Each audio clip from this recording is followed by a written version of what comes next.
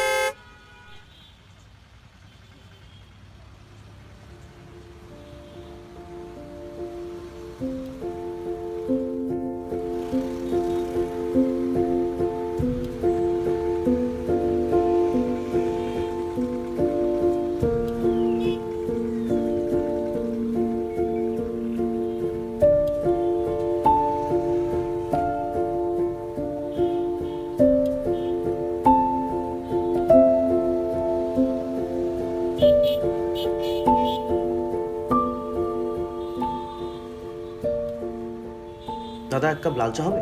হ্যাঁ হবে।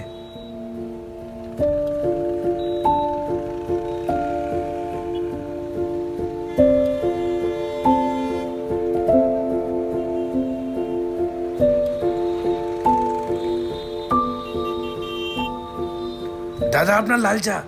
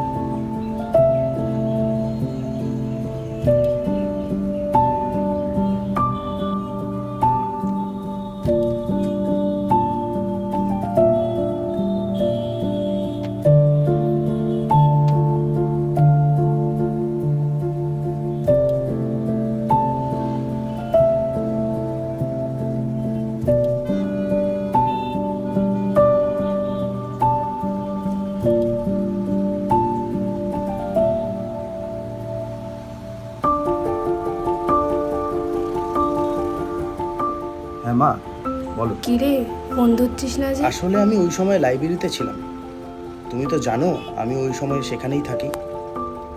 হ্যাঁ মা, একটা নতুন গল্প শেষ করলাম। এই চরিত্রটা জানো আগের থেকে অনেক বেশি নিখুঁত ও সরল। এই সরল মানুষটিও যে এত নিখুঁতভাবে খুন করতে পারে তুমি ভাবতেও পারবে না।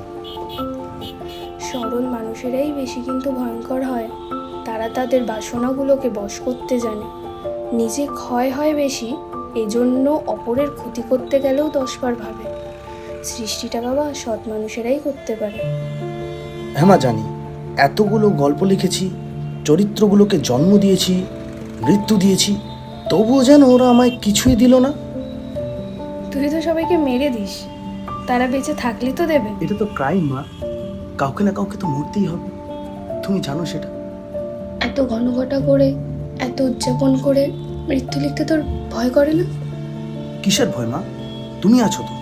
সুন্দর করে ক্রাইম করাটা একটা আর্ট। আমার চরিত্ররা প্রত্যেকেই জীবন যুদ্ধে বাঁচার জন্য ক্রাইম করে, কেউই নীরবে নিশ্চুপে মেরে দিয়ে চলে যায় না। তুমি আমার ইচ্ছা মৃত্যু গল্পটা পড়েছো? সেখানে ময়ূরী বলে যে একজন লগ্নভ্রষ্টা কন্যা, তাকে সামাজিক রোষে কিলার হতে হয়েছিল। হ্যাঁ, পড়েছি। আবার অন্তিম যাত্রা গল্পটি পড়েছো? সেখানে ইসমাইল বলে একটি ছেলে ইশিকা বলে একটি মেয়েকে ভালোবাসে বলে ধর্মীয় অরাজকতার বিরুদ্ধে দাঁড়াতে গিয়ে গোলাপের বদলে হাতে ছুরি নিতে হয়েছিল মা। হ্যাঁ বাবা, সেটাও পড়েছি। তো সব গল্পই আমার পড়া। মা জানো তো, মানুষ ভালোবাসা পাওয়ার জন্য বাঁচে, ভালোবাসার অভাবেই মরে কিংবা মারে। যাকে তুমি ওষুধগুলো খাচ্ছ তো ঠিক করে।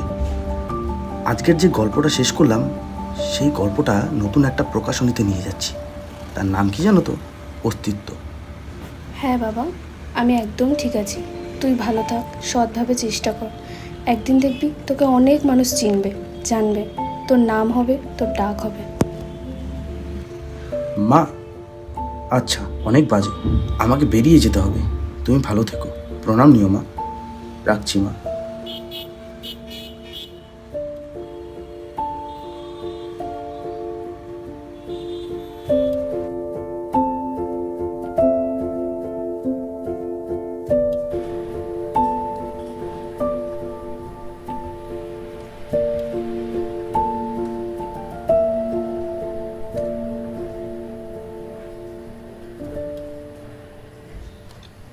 সবই তো বুঝলাম, একটু জল খান।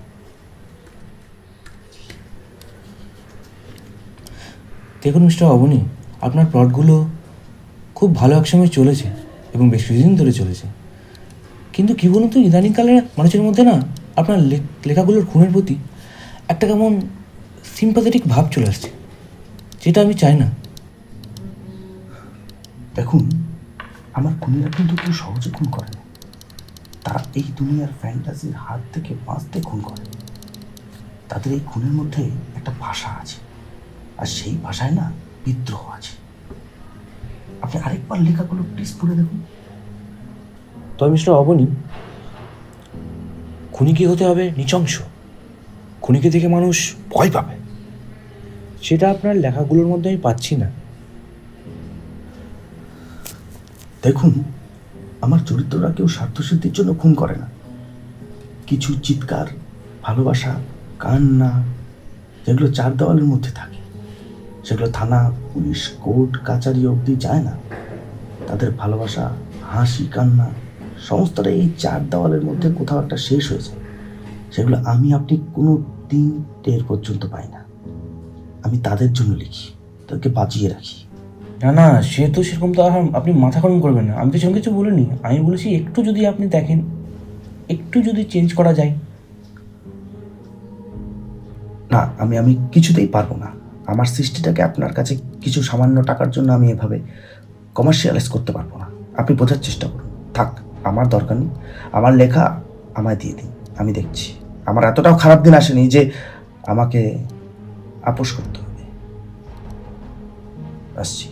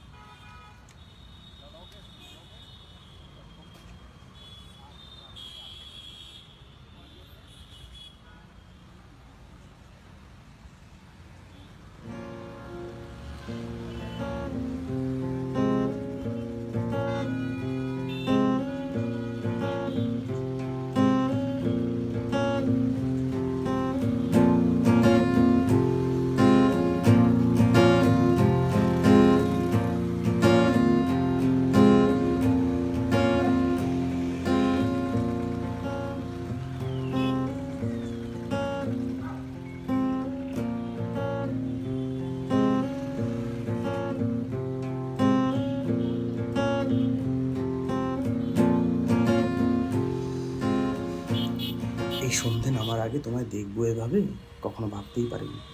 তুমি একদম বদলাওনি জানো, অসংখ্য তারার মধ্যেও তোমার আলো এখনো ফোরায়নি। তুমি এখনো লিখছো? হ্যাঁ, না লিখলে মানুষ পড়বে কি করে? আচ্ছা, হঠাৎ করে তুমি কোথায় চলে গেলে বলো তো? আমার বাবার তো ট্রান্সফার হয়ে গেছিল, দীর্ঘ 5 বছর পরে তোমার সাথে দেখা হলো। আচ্ছা, তুমি ক্রাইম নিয়ে কি সব লিখতে না? তাহলে মিস্টার অবনীবাবু এই 5 বছরে কটা খুন করলেন?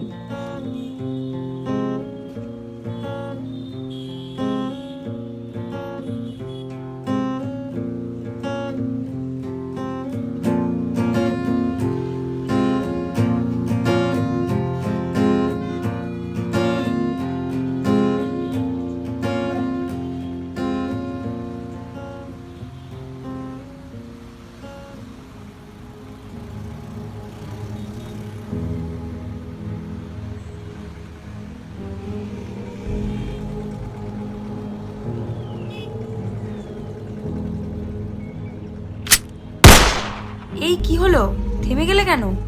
ঘামছো কেন এভাবে? শুনলে তুমি আমার কথা? এই তোমার রাতে ঠিকঠাক ঘুম হচ্ছে তো? হ্যাঁ, আসলে না, মানে কিছুদিন ধরে শরীরটা ঠিক নেই। মানে অসংখ্য লেখা পেন্ডিং হয়ে আছে জানো, পাবলিশার স্যার নিচ্ছে না। আমি আমি আমি বুঝতে পারছি না কেন আগের লেখার মতন চলছে। আমি জানি না কি হয়েছে। কিছুদিন আগেও আমার এরকম অবস্থা ছিল না, কিন্তু জানি না কিভাবে এই অবস্থা হয়ে গেল। তুমি জানো তো, অনেক চেষ্টা করছি, আমি অনেকটা ভাবছি, মানুষকে দেখছি, তারাও কোথাও আমাকে কি বুঝতে পারছে না। আমি কি কানেক্ট করতে পারছি না, নাকি আমি হতাশ লাগে জানো তো? আমি ঠিক যেন মানিয়ে নিতে পারছি না। জানো তো, আজকে আমার মা তোমার কথা খুব খুব বলছে। তাই? আচ্ছা, তাহলে একদিন সময় করে গিয়ে দেখা করে আসবো। আচ্ছা, কোন জায়গাটায় যেন থাকতে? কেন, মতিঝিলে? যাই হোক, অনেকটা দেরি হয়ে গেছে, আজকে যাওয়া যাক। আর তোমার নাম্বারটা? আমরা পরে অবশ্যই দেখা করে নেব।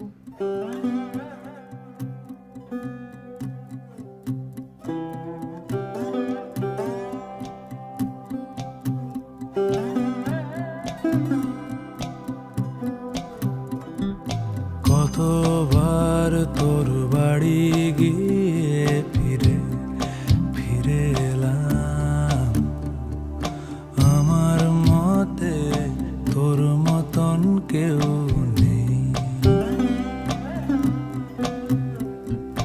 কতবার তোর জানলা দিয়ে খোলে হলুদ খাম, আমার মতে তোর মতন কেউ নেই।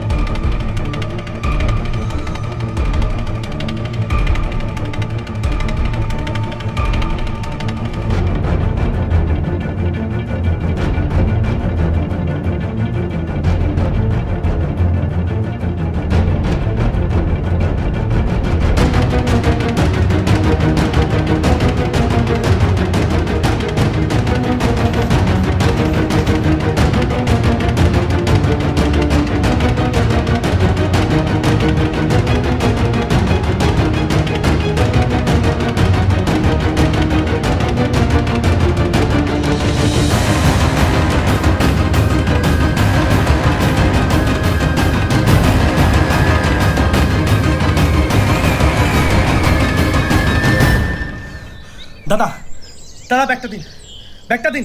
আরে দাদা ব্যাগটা দিন, আমি আপনার হাত জোড় করছি, ব্যাগটা দিন। চারদিক বন্ধ, কোথায় যাবেন প্লিজ?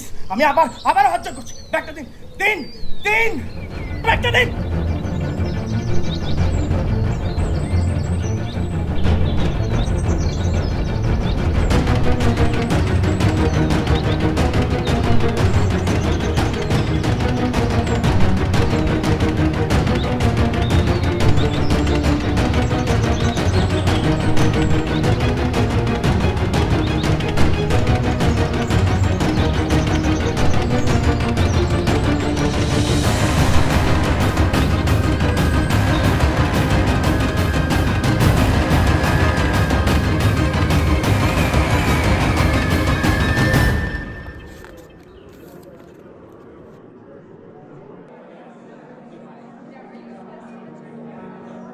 তাহলে মিস্টার অবনী, হ্যাঁ স্যার।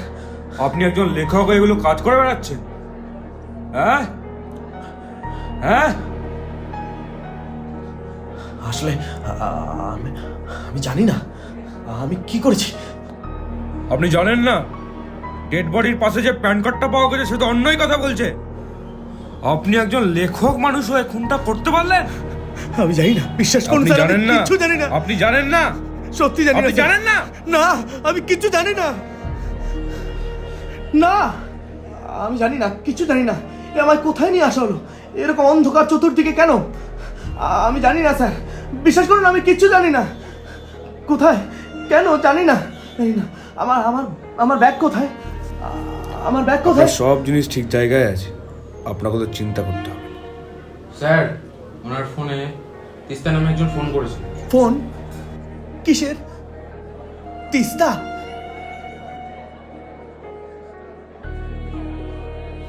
হ্যালো, হ্যাঁ হ্যালো, কে? আমি তিস্তা বলছি। অবনী? অবনী? আপনি অবনীকে চেনেন? হ্যাঁ মানে অবনী, আমি তো অবনীকেই ফোন করেছি। আপনি কে? আমি হৃদয়পুর থানা থেকে অফিসার শুভ্রজ্যোতি বলছি। অফিসার? থানা? হ্যাঁ। অবনী কোথায়? অবনীর সাথে কি সম্পর্ক আপনার? আমি বারবার বলছি, অবনী কোথায়? ও আমার হেফাজতে আছে।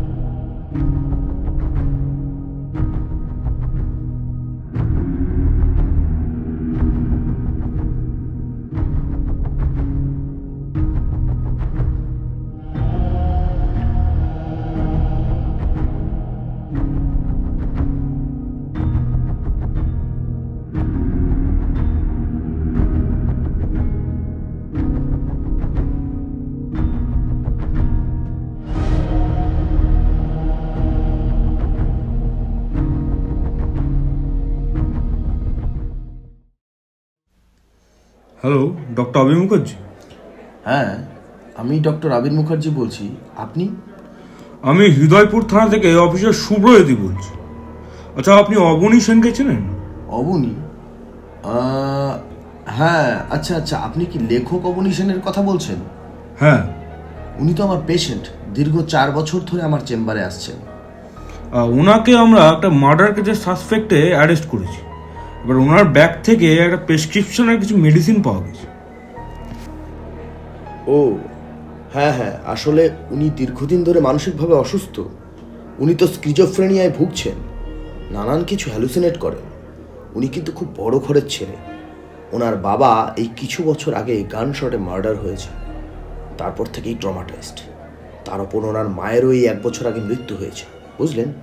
কিন্তু 6 মাস যাবৎ ওনার কোনো পাত্তা নেই। ওষুধপত্র চলছে কি চলছে না সেটা আমি জানি না। ও ভাই, হলো?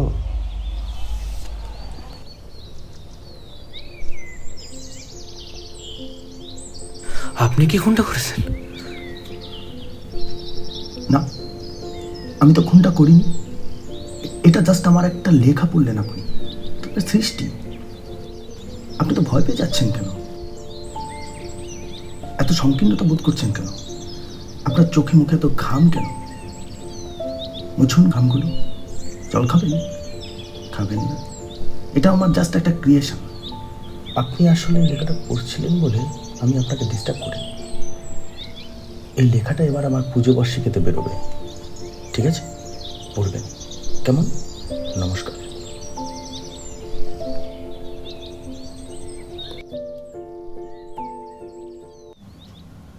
আমরা প্রত্যেকেই নিজেদের অস্তিত্বের জন্য লড়াই করি, আর তার জন্য হয়তো কখনো জিতি, আবার কখনো হেরে যাই। জেতা আর হারার মাঝের এই রাস্তাটার মধ্যে হাসতে হয়, কাঁদতে হয়, ঠকতে হয়, ঠকাতে হয়, তবু লড়াইটা চালিয়ে যেতে হয়। বাঁচতে গেলে কখনো কৃপণতা করলে হয় না। দূরবীনে চোখ রাখলে হয়তো শত শত মাইল দেখা যায়, কিন্তু নিজের মনের গভীরতাটাকে মাপা যায় না। মনের ভেতরে ঠিক কতটা গেলে কান্নাটা বড় গভীর হয়, হাসিটা বড় উজ্জ্বল হয়, ঘৃণাটা বড় নিষ্ঠুর হয়, ভয়টা বড় শীতল হয়, অহংকারটা বড্ড দামি হয়। এটা কিন্তু আমরা কখনোই নিজেরা মাপতে পারি না। অন্য কেউ এসে এর উচ্চতাটা মেপে দিয়ে যায়।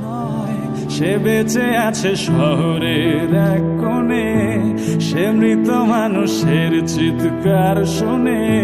সে বেঁচে আছে শহরের এক কোণে, সে মৃত মানুষের চিৎকার শুনে প্রতিদিন।